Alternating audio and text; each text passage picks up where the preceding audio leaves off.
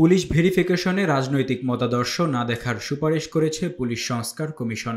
তবে চাকরি প্রার্থী বাংলাদেশের স্বাধীনতা, সার্বভৌমত্ব ও অখণ্ডতা বিরোধী কোনো কর্মকাণ্ডে জড়িত থাকলে তা ভেরিফিকেশন রিপোর্টে প্রতিফলিত করতে হবে বলেও সুপারিশ করেছে কমিশন। গতকাল বুধবার প্রধান উপদেষ্টা অধ্যাপক মোহাম্মদ ইউনূসের কাছে জমা দেওয়া প্রতিবেদনে কমিশন এ সুপারিশ করে। সুপারিশে বলা হয়েছে, জাতীয় পরিচয়পত্রধারী চাকরি প্রার্থীদের স্থায়ী ঠিকানা অনুসন্ধানের বাধ্যবাধকতা রহিত করা যেতে পারে।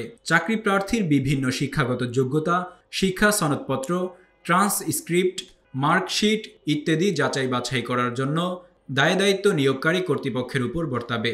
এগুলো পুলিশ ভেরিফিকেশনের অংশ হবে না। সুপারিশে আরও বলা হয়েছে, পুলিশ ভেরিফিকেশনের ক্ষেত্রে চাকরি প্রার্থীর রাজনৈতিক মতাদর্শ যাচাই বাছাইয়ের প্রয়োজনীয়তা রহিত করা সহ এতদ সংক্রান্ত সংশ্লিষ্ট বিধিমালা সংস্কার করা যেতে পারে। তবে চাকরি প্রার্থী বাংলাদেশের স্বাধীনতা, সার্বভৌমত্ব, অখণ্ডতা সংক্রান্ত কোনো কর্মকাণ্ডে জড়িত থাকলে তা ভেরিফিকেশন রিপোর্টে প্রতিফলিত করতে হবে। সুপারিশে বলা হয়েছে, চাকরির জন্য সব পুলিশ ভেরিফিকেশন সর্বোচ্চ 1 মাসের মধ্যে সমাপ্ত করতে হবে এবং অতিরিক্ত সময়ের প্রয়োজন হলে সর্বোচ্চ 15 দিন পর্যন্ত সময় বৃদ্ধি করা যেতে পারে। এতে আরও বলা হয়েছে, ব্রিটিশ আমলে প্রণীত কিছু কিছু আইন প্রবিধান যুগের প্রয়োজনে সংস্কার হালনাগাদ করা জরুরি হয়ে পড়েছে। কমিশন নিম্নলিখিত আইনগুলো নিয়ে বিস্তারিত আলাপ আলোচনার পরিপ্রেক্ষিতে তা যুগ উপযোগী করার জন্য সুপারিশ করেছে।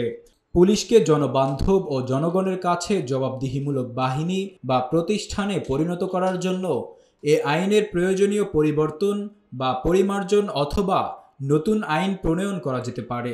এতে আরও বলা হয়েছে, ফৌজদারি কার্যবিধি 1898 মোতাবেক বল প্রয়োগ ও মানবাধিকার সুরক্ষায় এ আইনের প্রয়োজনীয় পরিবর্তনের সুপারিশ করা হলো। পিআরবি 1943 মোতাবেক জনবান্ধব ও জবাবদিহিমূলক পুলিশ বাহিনী গঠনে এ বিধিমালায় সংশ্লিষ্ট ক্ষেত্রে পরিবর্তন বা পরিমার্জন অথবা নতুন প্রবিধানমালা প্রণয়ন করা যেতে পারে। Desk report, public post, Dhaka.